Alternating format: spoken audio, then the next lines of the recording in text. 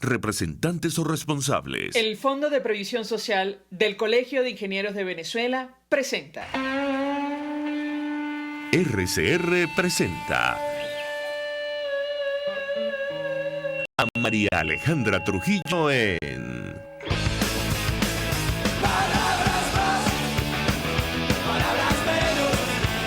Palabras más, palabras menos.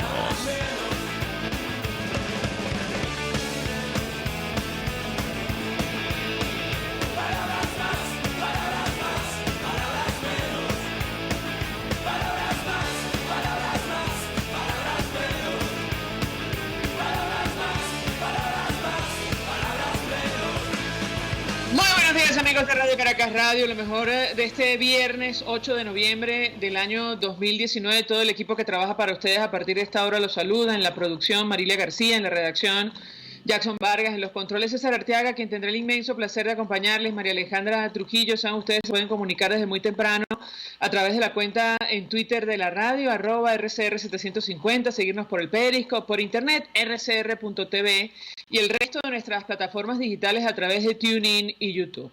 Escuchaban ustedes algunos titulares de los diarios de circulación nacional, temas que vamos a debatir durante la mañana de hoy.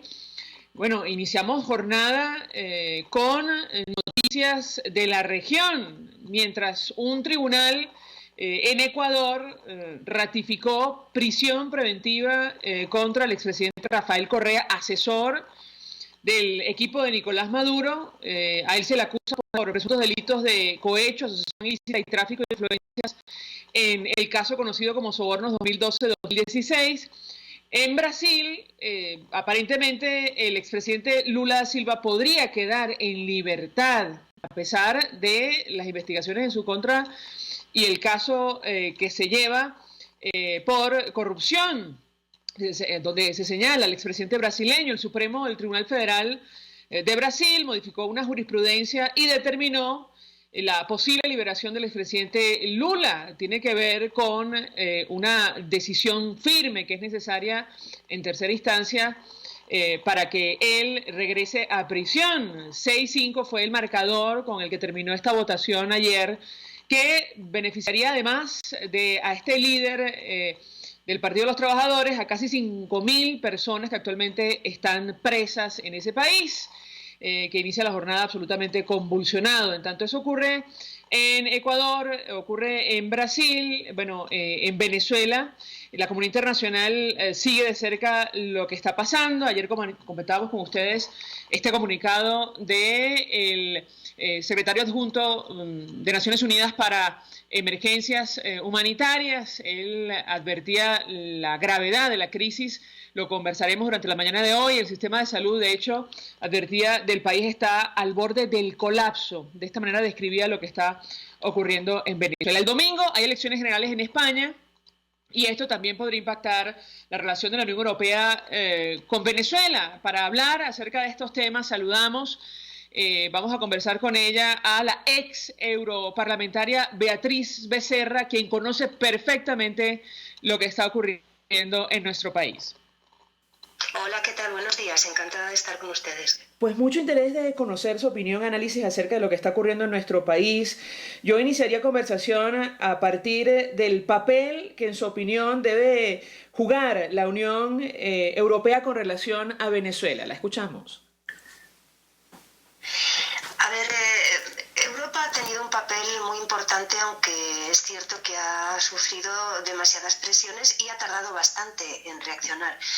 Pero desde mi punto de vista, y más en el momento actual en el que nos encontramos con una paralización de facto de la presión de verdad de Estados Unidos y con una situación general en la región de absoluta inestabilidad, yo creo que el papel que la Unión Europea debe hacer ahora mismo es precisamente de estabilizadora y de ser el punto de referencia y de certezas. Y lo que la Unión Europea más puede aportar en este momento es, por supuesto, el mantenimiento y el endurecimiento de las sanciones y la ampliación de aquellos que están en la lista de sancionados para que ni puedan utilizar sus activos ni puedan entrar en el territorio de la Unión. En su opinión, ¿por qué le ha tomado tanto tiempo a los países de la Unión tomar medidas de esta naturaleza con relación a nuestro país? Las medidas que se toman son difíciles porque llevan un tiempo para conseguir el consenso, para conseguir la unanimidad. Los acuerdos de la Unión Europea en materia de política exterior y de seguridad deben tomarse por los gobiernos de los Estados miembros. Esto ha llevado un tiempo ciertamente largo, pero en definitiva ha marcado un estándar que se ha mantenido desde las primeras que se tomaron en enero del año pasado, después en verano, la prórroga de esas sanciones y la incorporación de nuevas personas en esta última decisión. No obstante, lo que sigue faltando en esas sanciones es que el principal responsable esté incluido, que es Nicolás Maduro. Ahora, yo le pregunto, este domingo se celebran elecciones generales en España. ¿Cuál cree usted debe ser el papel del gobierno español con relación a nuestro país? Se suele decir que se trata de la voz de Hispanoamérica en la Unión Europea. La escuchamos.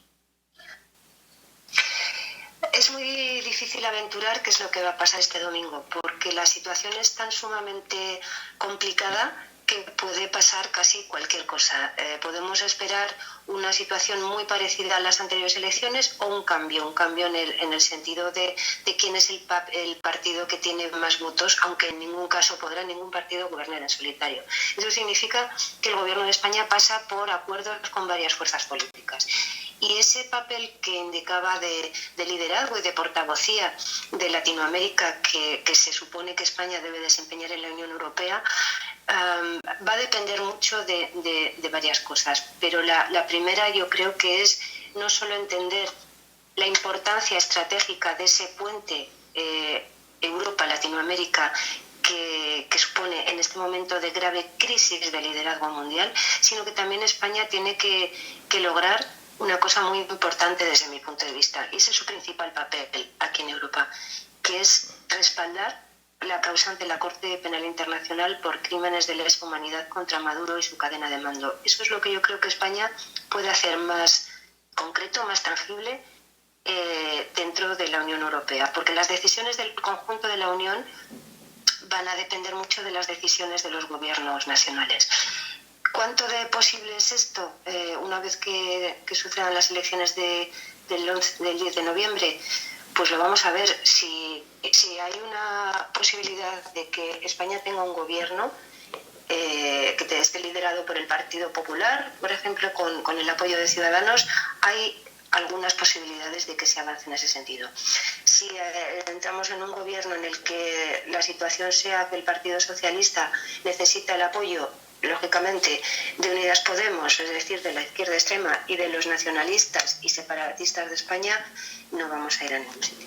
Ahora, durante el último debate electoral de cara a estos comicios del próximo domingo, Pablo Casado, candidato del Partido Popular, recriminaba a Pedro Sánchez y le pedía congelar como presidente del gobierno las cuentas de funcionarios y familiares del régimen de Maduro en España. Yo le pediría su comentario y su opinión sobre este tema. Hay que ser realista y hay que ser fino a la hora de hacer las exigencias. No hay que pedir al gobierno de España que implemente las decisiones europeas, está obligado a hacerlo. Es decir, las decisiones que se han tomado a nivel europeo de sanciones contra miembros, contra jerarcas del régimen de Maduro, todos los países están obligados a hacerlo. Es decir, es una decisión que es obligada. Otra cosa es que cada país decida por su cuenta tomar medidas de este tipo, que no las puede hacer. Insisto, la política exterior y de seguridad común debe adoptarse de manera consensuada. Lo que sí puede hacer el gobierno de España, por supuesto, es ser muy riguroso a la hora de implementar esas sanciones que ya están adoptadas a nivel europeo. Y, por supuesto, lo que también puede hacer el gobierno de España es hacer prevalecer sus acuerdos y sus compromisos con los ciudadanos españoles, europeos en Venezuela y con los venezolanos aquí en España. Esto quiere decir que, por ejemplo, lo que sí podría hacer el gobierno de España es que los pensionistas que llevan 4 o 5 años sin cobrar su pensión y que viven en España, que lo cobraran a cargo de los fondos venezolanos que pueda haber en España. Eso sí son medidas que puede hacer el gobierno actual. Pero ya digo que aumentar las sanciones o de pronto establecer una nueva lista para congelación de activos o para prohibir la entrada, eso no lo hace. Ahora, yo le pregunto, hace algunos días presentó la información sobre esta medida que estaría evaluando el gobierno norteamericano para sancionar directamente al Banco de España y otras entidades que en teoría estarían colaborando con el régimen de Maduro. Fue una información desmentida por el gobierno español. Inmediatamente el presidente Donald Trump dijo, ya veremos. Yo le pediría su comentario en torno a este tema. Bueno, a mí me ha parecido una situación completamente grotesca. De entrada, quien tiene que desmentir una información que ha salido a través de un canal de cierta fiabilidad no es aquel al que se le imputa esa supuesta ser objeto de esa supuesta sanción, sino el origen. Es decir, no es el gobierno de España el que tiene que desmentir si el gobierno estadounidense va a hacer una cosa u otra, sino el propio gobierno estadounidense. Y efectivamente lo que ha hecho Donald Trump y su secretaria es dejar ahí la duda de si se va a hacer algo. En cualquier caso, a mí me parece que esa supuesta amenaza de tomar medidas del Tesoro por, apoyo o colaboración con el gobierno venezolano es muy inconsistente. Yo personalmente creo que no hay un fundamento suficientemente armado como para plantear ningún tipo de acción de esta naturaleza. Otra cosa es que, como ya estamos acostumbrados también, el presidente de Estados Unidos haya querido lanzar este globo sonda por otro tipo de intereses de acción negativa sobre España, que en buena medida pueden tener que ver con cuestiones económicas, como ya hemos visto en relación con el incremento de los aranceles o algo significativo en política económica. Pero a mí, más allá de que la forma en que se ha hecho haya sido, desde mi punto de vista, completamente inadecuada, yo no creo que vaya a ningún sitio, sinceramente. Con relación al papel que está jugando el Grupo de Contacto Internacional, en alguna oportunidad hablamos al respecto. En el último comunicado que emitieron sobre Venezuela, pedían reanudar negociaciones entre Maduro y la oposición y advertían que el status quo no era una opción. ¿Cómo ve usted el papel que ha jugado este grupo en el marco de la crisis que atraviesa nuestro país? Yo siempre he dicho que el grupo de contacto es un artefacto absolutamente inútil, que desgraciadamente tuvo su arranque a instancias del gobierno de España, desafortunadamente en octubre del año pasado, como un último intento en aquella época de rehabilitación de las acciones del expresidente Zapatero en Venezuela. Es un grupo de contacto que es nacional y se acabó adoptando de una manera bastante equidistante, pero al menos tenía una función y tenía un plazo para desarrollar esa función. Ese plazo acabó. Ese plazo de prueba para ver si ese grupo servía para ese fin, que era posibilitar el desarrollo de unas elecciones transparentes, creíbles y justas en Venezuela, no se hizo. Eso significa que ese grupo, por su propia razón de ser, por sus propios, estatutos, debería haber desaparecido hace meses. Bueno, dado que no ha desaparecido y dada también la situación de interinidad en la Unión Europea, porque, como bien sabe, las instituciones aún no han renovado con este cambio de legislatura los representantes, a mí lo que me parece, por un lado, me interesa y me parece que es una buena posición el reconocer que no hay posibilidad de mantener ese statu quo y que haya rechazado de forma expresa cualquier tipo de supuesta negociación o de mesa de negociación entre el régimen de Maduro y algunos autodenominados representantes de la oposición. Eso me parece que está bien, es oportuno, pero tampoco aporta mucho. Es decir, es reconocer una realidad.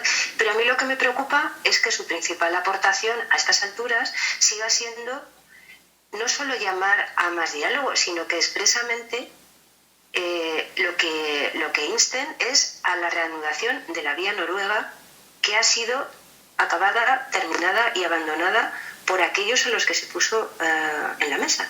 Es decir, el propio régimen de Maduro abandonó formal y expresamente esa mesa y, por lo tanto, Juan Guaidó y sus representantes la dieron por terminada también, porque esa mesa no iba a ningún sitio.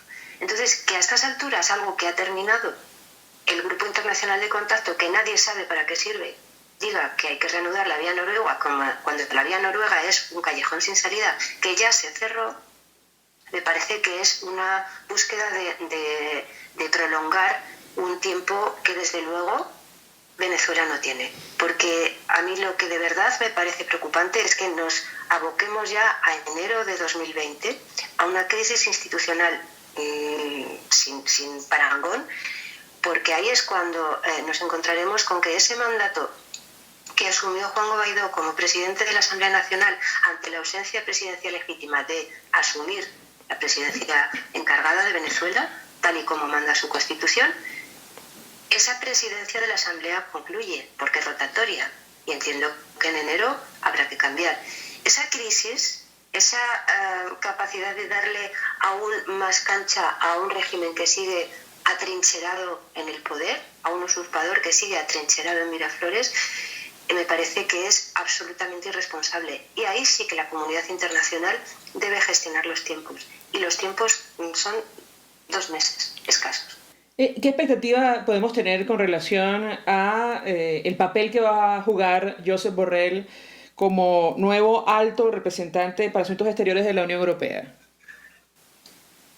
Bueno, pues realmente va a depender mucho de cuál es el carácter del gobierno de España que salga, espero, de estas próximas elecciones. Es decir, aunque Josep Borrell ya no sea un representante del gobierno, una vez que sea alto representante de la Unión Europea, no cabe duda de que el alto representante, su principal función es coordinar y aunar consensos dentro del Consejo Europeo, que es donde están los gobiernos. Es decir, su función en lo que se refiere no solo a Venezuela, también a Nicaragua, también a Cuba, sin duda, al resto de Latinoamérica, que es lo que a mí me preocupa más, entiendo que no va a ser igual si el gobierno de España es socialista, así no lo es. Si el gobierno de España es socialista, creo que Josep Borrell tendrá menos capacidad de acción y menos libertad para actuar de una manera verdaderamente europea. Si el gobierno de España cambia de signo, pues es probable que Josep Borrell ponga en marcha toda su capacidad, toda su experiencia y toda su trayectoria de una manera más, digamos, libre y más pragmática al servicio de los grandes retos de política internacional que tiene la Unión Europea, y por supuesto entre ellos está Venezuela. ¿Qué interpretación podemos hacer sobre la visita de los reyes de España a Cuba? Un tema que salió a relucir, por cierto, en el último debate de cara a las generales. Los partidos de derecha o conservadores recriminaban también al gobierno de Pedro Sánchez por esta situación. A mí es algo que me parece realmente desolador. Yo he escrito recientemente acerca de ello. Creo que el convertir en un viaje de Estado de 3 días lo que podía haber sido simplemente el aceptar un compromiso institucional, compromiso diplomático, como es la celebración de los 500 años de fundación de La Habana, se podía haber resuelto tranquilamente con un viaje muy concreto, muy centrado, quizá, no sé, en un día, con una visita a los españoles en la isla, una cosa muy institucional que desde luego dejará claro que si los reyes de España, si el rey de España, el jefe de Estado, no ha visitado hasta ahora Cuba, es, entre otras cosas, porque nunca ha acudido a un relevo presidencial, porque es una dictadura de partido único. Y si ningún gobierno de España anterior al de Sánchez, ni siquiera el de Zapatero, se decidió organizar esa visita del jefe de Estado a una dictadura que no tenía visos de evolución democrática, ¿por qué ahora se ha convertido lo que era un simple compromiso, digamos, institucional en una visita de Estado? Solamente por esa razón del presidente en funciones Sánchez, que quiere ser el primero me parece que es completamente vejatorio, entre otras cosas porque en esa agenda tan amplia, de manera expresa ha dejado fuera cualquier encuentro con la oposición. Y si este gobierno diseña una agenda de 3 días para los Reyes que no incluye un encuentro con la oposición democrática cubana, esto es un agravio, es una vejación, es una humillación, porque la disidencia cubana ha sido premiada por 3 veces con el premio Sájarov. Y yo la única opción que veo de convertir esta encerrona en una oportunidad es que los Reyes en sus encuentros con la sociedad civil, con los ciudadanos en la calle, incluso con las autoridades en el Consejo de Estado, que es donde se van a reunir, simplemente que pregunten por José Daniel Ferrer. No hace falta que entren en más elucubraciones. Pregunten con nombre y apellidos dónde está José Daniel Ferrer, cuál es la situación de José Daniel Ferrer y qué es lo que pretenden hacer con José Daniel Ferrer. Creo que solamente con eso podríamos conseguir que se convierta en hacerlo debido lo que ha sido una... No tengo calificativos para lo que se ha convertido esta, como digo, una encerrona para los representantes de España.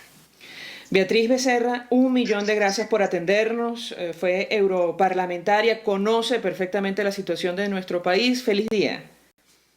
Muchísimas gracias. Un saludo a todos. Un saludo. Vamos a la pausa. Al regreso venimos con más. Usted escucha Palabras Más, Palabras Menos en RCR 750 AM. Puedes seguirnos en nuestras redes sociales. En Twitter, @RCR750, la radio que se ve. Mensaje del ingeniero Kenick Navarro, presidente del FONPRES CIB. Apreciado colega ingeniero, arquitecto y afín, el Fondo de Previsión Social del Colegio de Ingenieros de Venezuela, FONPRES CIB, diseñó para la protección de tu salud el Sistema Integral de Previsión Social. El mismo tiene a tu disposición beneficios de la solvencia, asistencia primaria de salud, el plan de salud con coberturas de acceso VIP, todos estos planes pensando en la protección de tu familia. Para mayor información visita fonprescibe.net.be. Colegio de Ingenieros de Venezuela, construyendo futuro. RCR 750 AM, porque lo bueno une. Hola amigos, soy María Corina Machado. Todos los martes, María Corina estará contigo por RCR 750 AM. Acompáñenme de 1 a 2 de la tarde. Contigo, María Corina. Todos los martes, contigo. Solo por RCR 750 AM. Porque lo bueno une. En RCR somos vanguardia. Toda la programación de tu RCR también la puedes seguir a través de la internet. Audio y video en tiempo real. Noticias y mucho más. No te pierdas ni un segundo de nuestra programación. No hay excusa ni cadena que valga para que dejes de escucharnos. Ingresa a rcr.tv, la radio que se ve. Todos las piensan, todos las escuchan y María Alejandra Trujillo te las dice. Palabras más, palabras menos. Continuamos amigos, palabras más, palabras menos. Se suma a nuestra mesa de debate el profesor internacionalista Félix Gerardo Arellano. 1.000.000 de gracias por atendernos. Muy buenos días. Muy buenos días, un saludo para ti, tu equipo y la audiencia. Mucho interés de conversar con nuestro invitado acerca del papel de la comunidad internacional con relación a nuestro país. Yo le pediría, profesor, un primer comentario sobre la inminente liberación del expresidente brasileño Luis Ignacio Lula da Silva, quien ha sido señalado en varias oportunidades como responsable, entre otras cosas, de la llegada a Venezuela de una empresa como Odebrecht, señalada por ser un conglomerado que promovió la corrupción prácticamente en toda América Latina. ¿Qué puede decirnos? Bueno, pues muy preocupado. Yo espero que la justicia brasileña esté actuando con objetividad, cumpliendo con toda la rigurosidad de la ley. Veamos el caso peruano, donde todos los expresidentes vivos están siendo objeto de investigación, algunos están detenidos. Se vivió la lamentable experiencia del suicidio de Alan García previo a su detención, pero bueno, allí ha funcionado la justicia con autonomía, con propiedad, con objetividad, Sería muy lamentable que en Brasil esto se vuelva un juego político. Y bueno, Lula asume que eso lo va a fortalecer. Yo creo que está fortaleciendo a Lula y en particular a su partido son las equivocaciones continuas de Bolsonaro, su manejo frenético de los medios, su estilo Trump, que bueno, no tiene el mismo respaldo, sí, porque eso está perdiendo cada vez más confianza en la población. Que recibe el beneficio es Lula. Es lamentable que el péndulo pudiera repetirse y ahora sea Lula el salvador luego de ese mar de corrupción. Yo creo que sobre Odebrecht debería existir algún mecanismo de sanción regional. Es una empresa que pareciera que se planteó como objetivo no solo la corrupción en América Latina, es básicamente destruir las democracias, porque donde ha hecho más daño es donde hay democracias, donde hay autoritarismo, esa corrupción nadie la investiga, expedientes se queman, se pierden, pero donde hay democracia, estamos viviendo el caso del Perú, en particular la renuncia del presidente Kuczynski, un estadista brillante, sujeto a un contrato en el que nunca estuvo claro el manejo, y pareciera que Odebrecht lo hace premeditadamente contra la democracia. Lo peor que nos ha ocurrido en los últimos años en América Latina es el papel del Odebrecht en beneficio del populismo, del radicalismo y del comunismo. Ahora, quiere decir, profesor, que estamos frente al renacimiento, la reedición del Foro de Sao Paulo, ahora transformado en lo que han denominado el Grupo de Puebla, una organización que va a celebrar reunión en Argentina, la que probablemente, si recupera su libertad, incluso puede que asista el expresidente Lula da Silva. ¿Qué puede decirnos? Bueno, los grupos radicales toda la vida han tratado de estar organizados, son disciplinados, toda la vida han encontrado recursos para adoctrinar y formar cuadros. No olvidemos que la vieja Unión Soviética o la China de Mao Zedong siempre presentaron al mundo una cara hermosa, siempre buscaron tener jóvenes formados en sus escuelas ideológicas. No olvidemos, por ejemplo, que el señor Nicolás Maduro fue un alumno regular del adoctrinamiento cubano. Para eso siempre va a haber recursos. Hay hambre, hay miseria, hay explotación, no hay educación, no hay salud, pero hay recursos para adiestramiento, para campañas internacionales, para publicidad y show mediático internacional. De tal manera que eso siempre va a estar presente. El detalle es que las sociedades, el pueblo democrático aprenda las lecciones. Pareciera que no es tan fácil, lo estamos viendo en Argentina. La corrupción y la mala administración de los Kirchner no fue lo que realmente pesó a la hora de la población ir a votar. Pesó las dádivas, pesó el discurso falso y populista. Bueno, ese es el aprendizaje y ahí tenemos un papel los que creemos en la democracia, que nos quedamos cruzados de brazos y esperamos que otro haga el trabajo, la tarea pedagógica de demostrar al mundo la farsa de los movimientos populistas, la manera como destruyen el país, la manera como empobrecen para poder controlar a la población pobre con una tarjeta, con una bolsa, con una caja.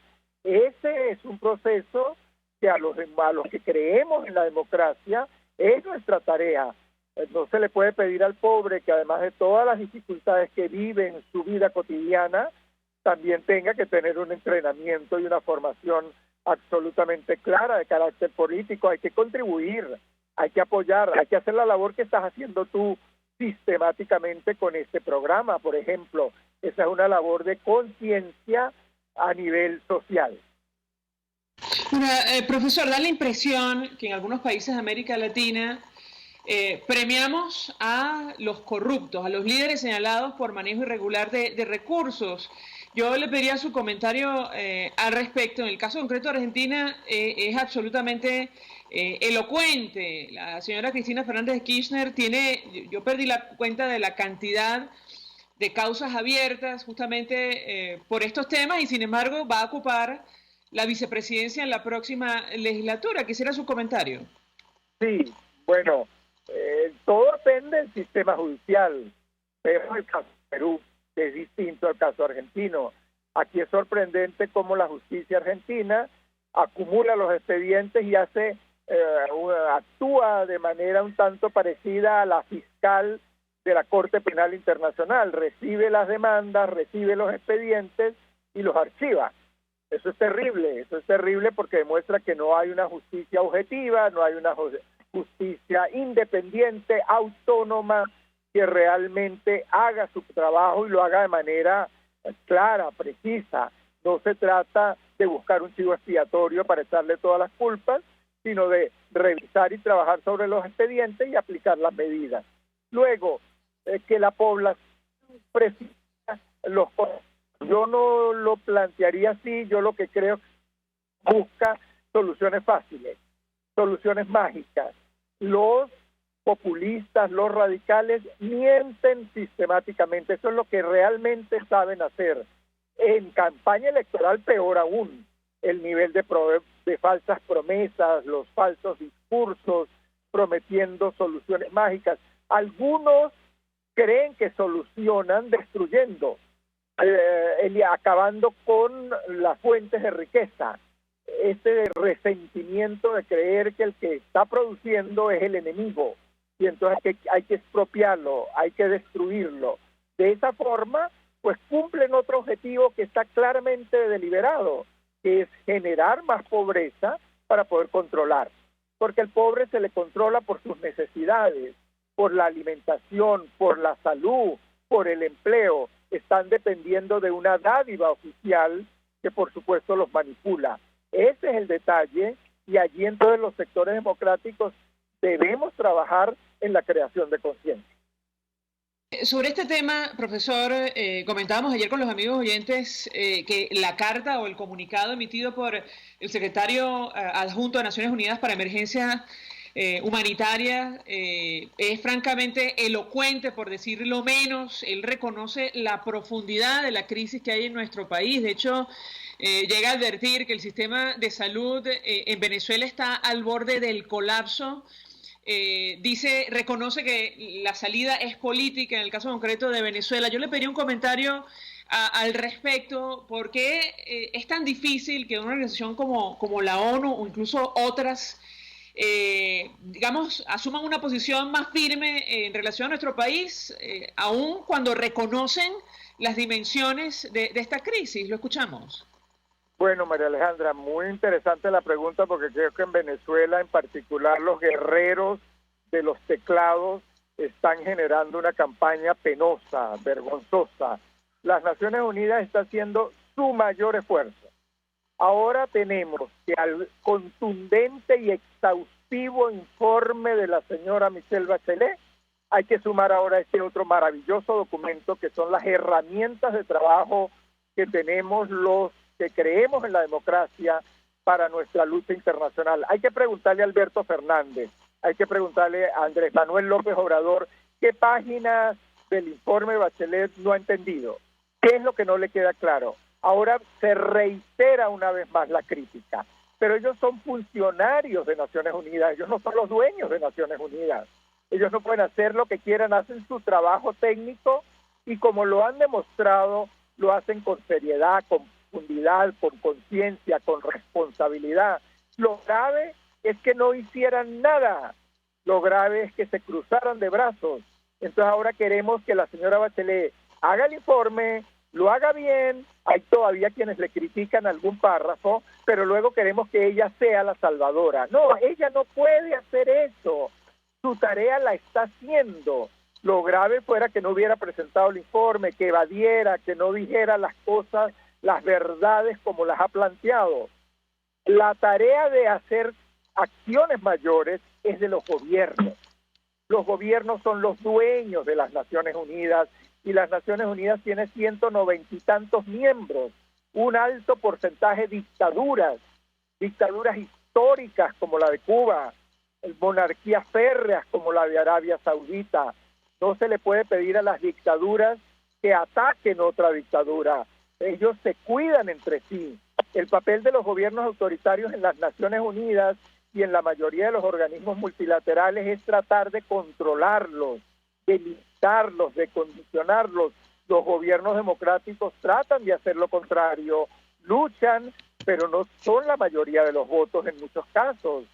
La lucha tiene que continuar, por eso sorprende que países como Argentina o México o el Uruguay sigan respaldando un proceso que desarrolla una violación sistemática de los derechos humanos. Allí están los informes.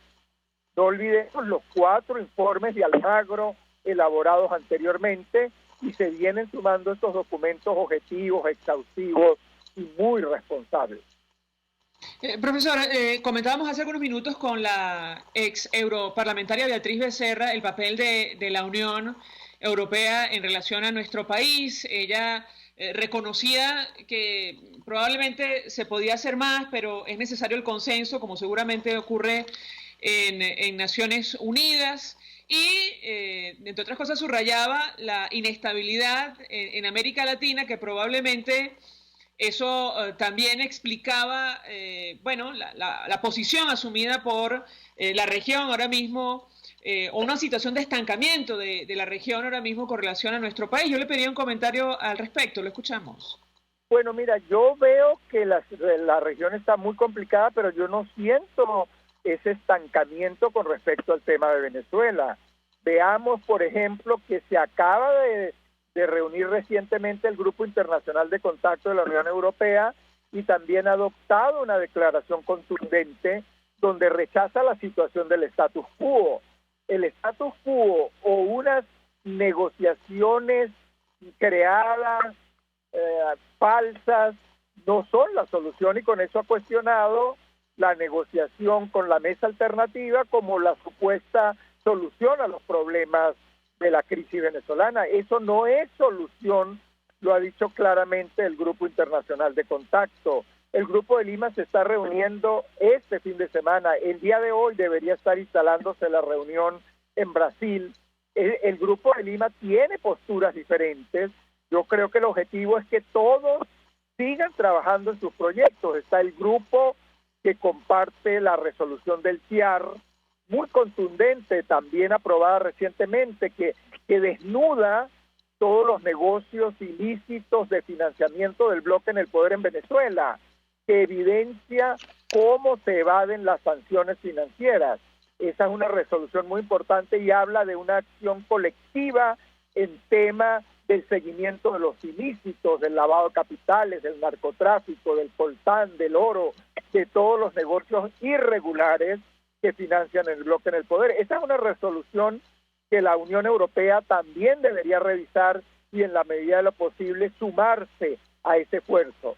Pero hay otro grupo dentro del Grupo de Lima que prefiere ir por una vía más moderada. Ese grupo también es importante porque puede ayudar en la creación de mecanismos, de incentivos para asumir el trabajo de Noruega en el punto en que quedó. No es arrancar de cero, es arrancar de la excelente iniciativa y propuesta que ha presentado la oposición democrática, donde hay una alternativa clara, bien definida, de solución equilibrada, democrática y constitucional para la crisis venezolana.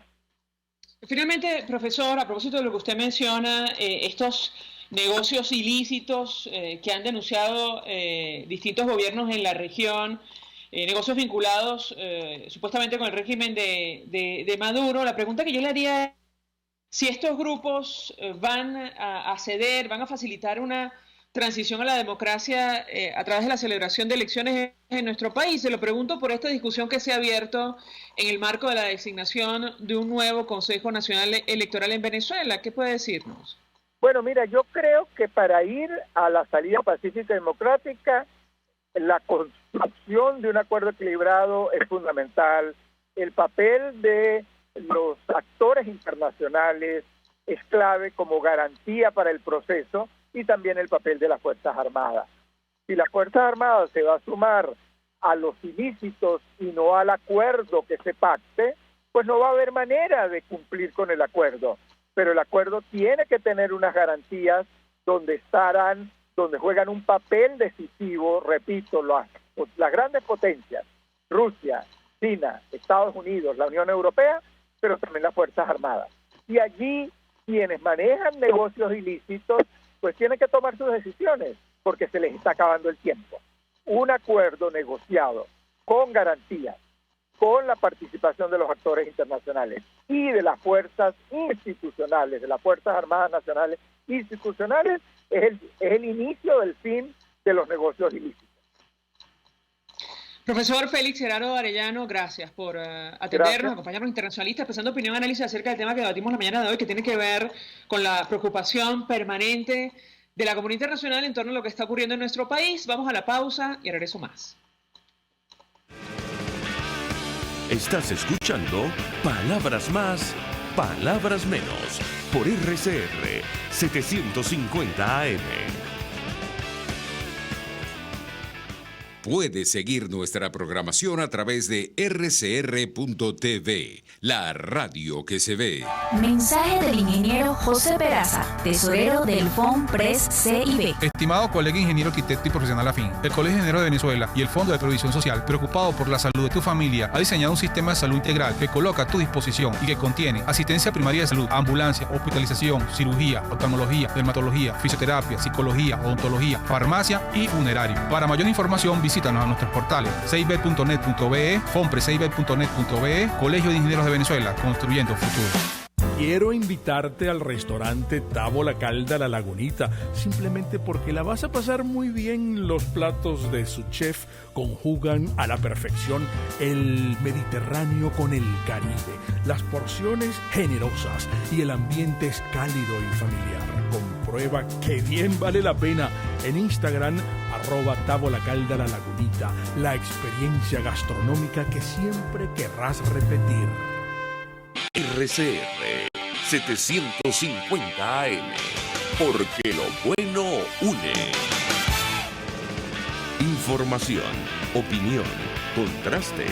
María Alejandra Trujillo está en Palabras Más, Palabras Menos. Continuamos, amigos, palabras más, palabras menos. Comentábamos con ustedes este documento, este comunicado emitido por el secretario general adjunto de Naciones Unidas para Asuntos Humanitarios, Mark Lowcock, quien estuvo en nuestro país, donde desnuda la profundidad de la crisis. Él, luego de estar 3 días en Venezuela, aseguró que durante esta primera visita pudo ver mujeres, hombres, niños comunes que enfrentaban cada día retos abrumadores para sobrevivir, millones de personas que no tenían acceso a mínimo de agua, atención médica, una situación que continúa empeorando, y advertía, entre otras cosas, que había observado que el sistema de salud en Venezuela estaba al borde del colapso. Nos acompaña José Félix Oleta. Él fue ministro de Sanidad y Asistencia Social, forma parte del equipo Defendamos la Epidemiología Nacional. Doctor, gracias por atendernos, buenos días. Muy amable por la entrevista, estamos siempre a su orden.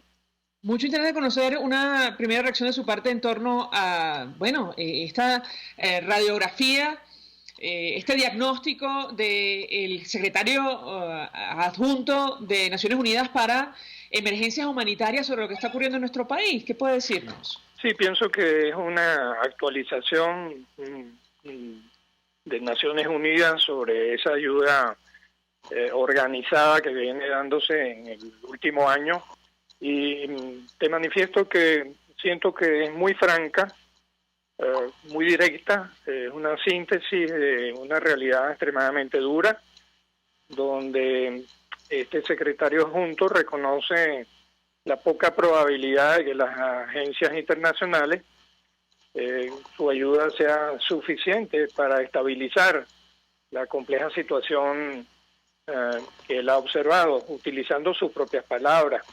De modo pues que este secretario adjunto reconoce la magnitud de la crisis, pero también invoca a que todos los actores nacionales e internacionales lleguen a acuerdos para superar el sufrimiento de la población. Y debo decirte que este sufrimiento de la población va muchísimo más rápido que los acuerdos políticos que se puedan llegar. En consecuencia, en la medida en que se retrasen los acuerdos políticos, el sufrimiento va a continuar. el número de enfermedades, por supuesto, también, y la muerte de muchas personas que no deberían fallecer como consecuencia de esta crisis humanitaria. Otro de los elementos que destaca el informe es el aumento de los recursos financieros, aunque insuficiente. Hay un aumento de los recursos financieros destinados a la cooperación internacional en Venezuela. Si comparamos estas cifras con las que existían para el mes de octubre, me tomé la tarea de medir cuánto era la información, cuánto eran los recursos disponibles. En el mes de octubre, 6 de octubre, eran 31 millones y medio de dólares ya asignados al sistema de Naciones Unidas, y el representante ahora nos habla de 155 millones. Eso pasa a un incremento muy importante de recursos y, por supuesto, aunque no es suficiente, pasa de 14 a 66% la cobertura de los recursos necesarios para atender las necesidades financieras del año 2019.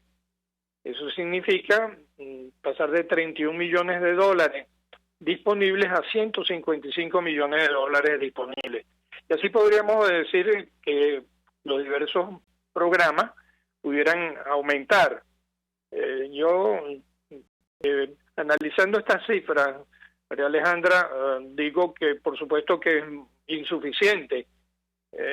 Por ejemplo, la cobertura de agua potable, agua saludable, segura, es bajísima. Si uno estima que existe, por ejemplo, una población con carencias de agua de unos 17 millones de personas, bueno, apoyar a 350.000 resulta simplemente un gesto, ¿verdad? Y lo mismo podemos decir sobre tema de alimentación. Quizás el área que han avanzado más en esta cooperación internacional es el área de salud, respecto a las medicinas en los centros de salud o el financiamiento y el apoyo mediante vacunación. Resalta que no han llegado todavía recursos para el control de malaria, tampoco hay recursos que se hayan aplicado para tuberculosis, muy poca cantidad de recursos de VIH-Sida, pero naturalmente este primer recuento de un semestre completo nos indica que sí hay progreso, muy limitado, pero sí hay progreso en los recursos financieros aplicados. Ahora, yo tengo que preguntarle, doctor, porque el equipo de Maduro se excusa advirtiendo sobre esta situación, advirtiendo que las sanciones les impiden tener acceso, por ejemplo, a medicamentos. Recientemente conocimos que la deuda con Rusia, con Rosneft, se ha reducido a $800 millones y probablemente se han cancelado más de 3.000 millones en los últimos 2 años. Yo le pedí un comentario de su parte en torno a este tema, pero usted comparte unas cifras de, digamos, los fondos que ha recaudado Naciones Unidas que distan mucho de lo que ha destinado el equipo de Maduro, por ejemplo, a cumplir con compromisos con el gobierno ruso, dinero que podría destinar. Pues mira, coincido plenamente con ese argumento. No sé si me estás oyendo. Perfecto. Sí, muy bien.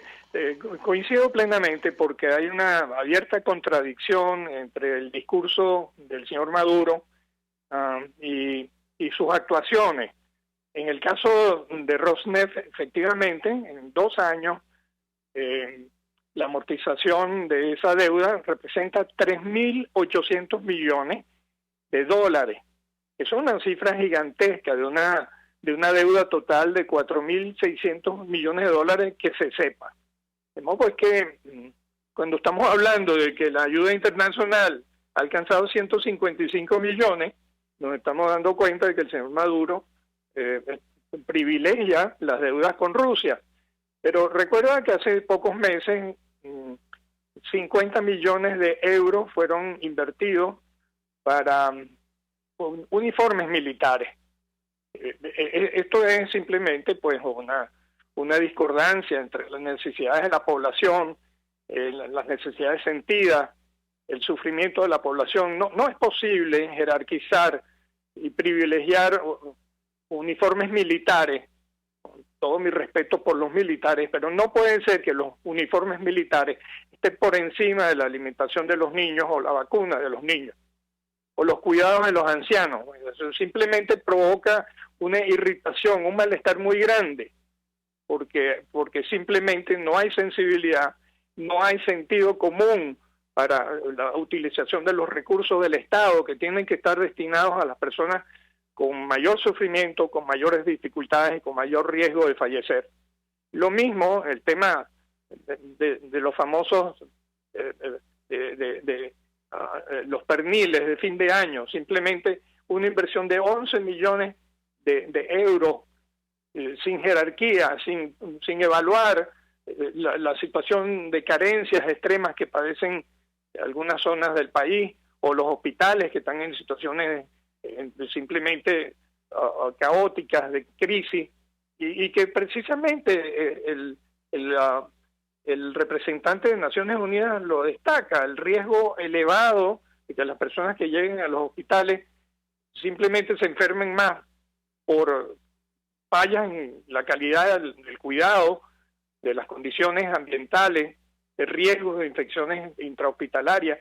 Es decir, no es posible que estos argumentos que se utilizan expliquen la situación de carencia que sufre la población cuando el gobierno privilegia inversión en áreas que no son prioritarias. Doctor José Félix Soleta, gracias, como siempre, por atendernos, acompañarnos. Fue ministro de Sanidad y Asistencia Social, forma parte del equipo de la red Defendamos la Epidemiología Nacional, expresando opinión y análisis acerca de este documento, este comunicado emitido por el secretario general adjunto de Naciones Unidas para Emergencias Humanitarias luego de su visita a Venezuela.